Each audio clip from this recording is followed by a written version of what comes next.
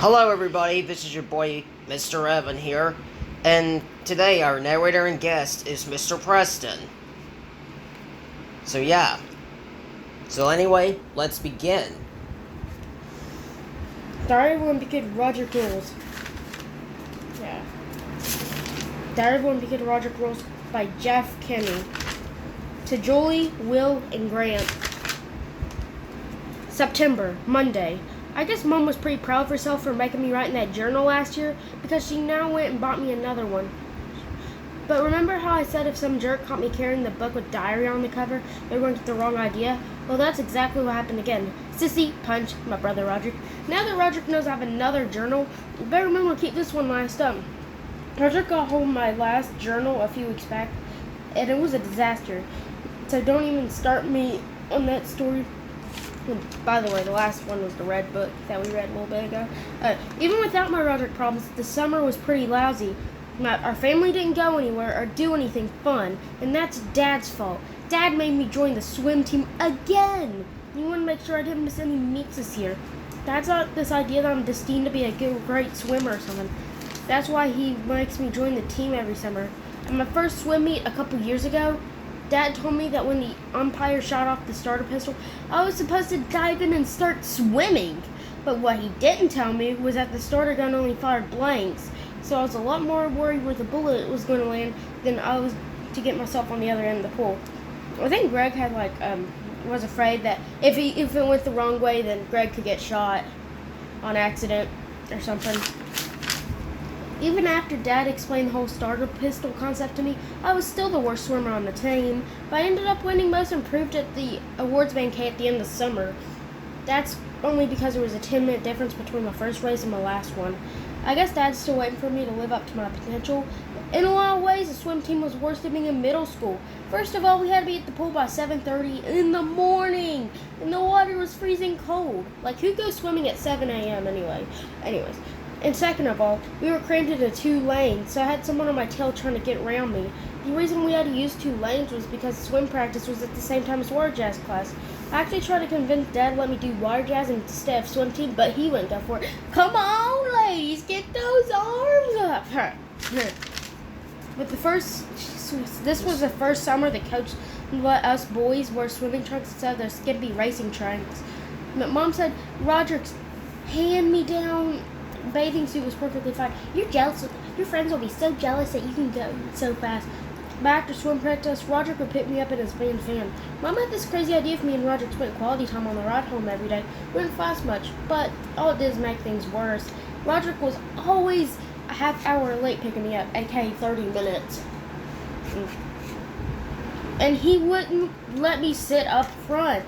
He said the chlorine would ruin his seat, even though the van is something like 15 years old. Rodrick's van doesn't actually have any seats in the back, so I had to squeeze in with all the band equipment. That must suck. And every time a van came to a stop, I had to pray that I didn't get a head taken out by one of Rodrick's drums. Greg is sure in the risk of getting a concussion. I ended up walking home every day instead of getting a ride from Rodrick. I figured it was best walking the 2 miles instead of getting brain damage on the back of the van. Good choice. Halfway through the summer, I decided I was pretty much done with swim team, so I came up with a trick to get out of practice. I'd swim a few laps and asked to go to the bathroom. Then I'd just hide in the locker room until practice was over. The problem with my plan was that it was something like 0 degrees in the boys' bathroom, so it was even colder in there than it was in the pool. Maybe it wasn't such a good choice after all. I had to wrap myself up in toilet paper so I didn't get hypothermia. That's how I spent a pretty big chunk of my summer holidays. And that's why I'm actually looking forward to going back to school tomorrow. You wouldn't blame me, Greg. If you had a summer like that, I'd want to go back to school too. I'm not a teacher's pet or nothing, but I'd understand. Tuesday. When I got to school today, everyone was acting all strange around me. First, I didn't know what was up. I remembered I still had the cheese touch from last year. I got the cheese touch in the last week of school, and over the summer I completely forgot about it. The problem with the cheese touch is that if you can pass it on to someone else, but no one will get within 30 feet of me. So I know I was going to be stuck with the cheese touch for the whole school year. There's a new kid new student Jeremy Pendle in homeroom that school year. So that took care of that problem. Welcome to our school, Jeremy, because Jeremy has the cheese touch. My first class was pre-algebra, and the teacher put me right next to Alex Aruda, the smartest kid in the whole class. Alex is super easy to copy from because he always finishes his test early and puts his paper down on the floor next to him. So if I ever get in pinch, it's nice to know I can count on Alex to bail me out. Kids whose last name starts with the first few letters of the alphabet get called the most by the teacher. That's why they're the smartest. Some people don't think that's not true, but if you want to come down to my school, I can prove it.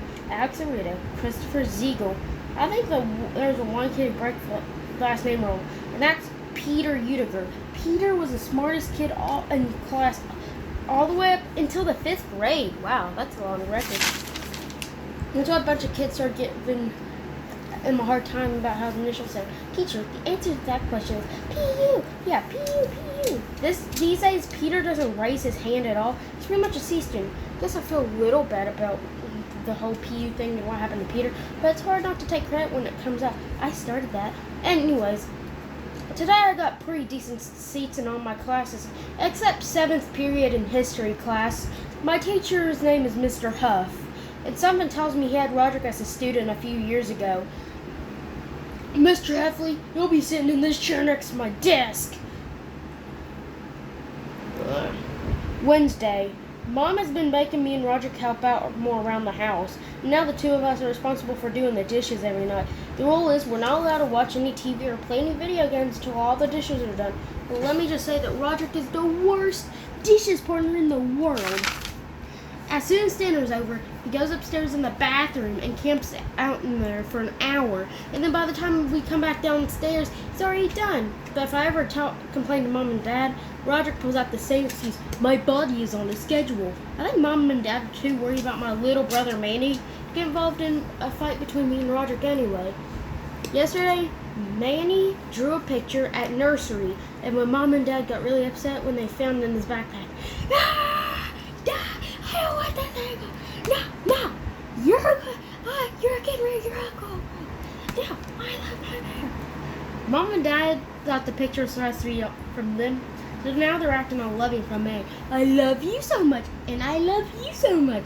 But I know who the picture was supposed to be, and me and Roger. But we got in a big blowout of the TV the other night, and May was there to witness the whole thing, but Mom and Dad don't need to find out about that.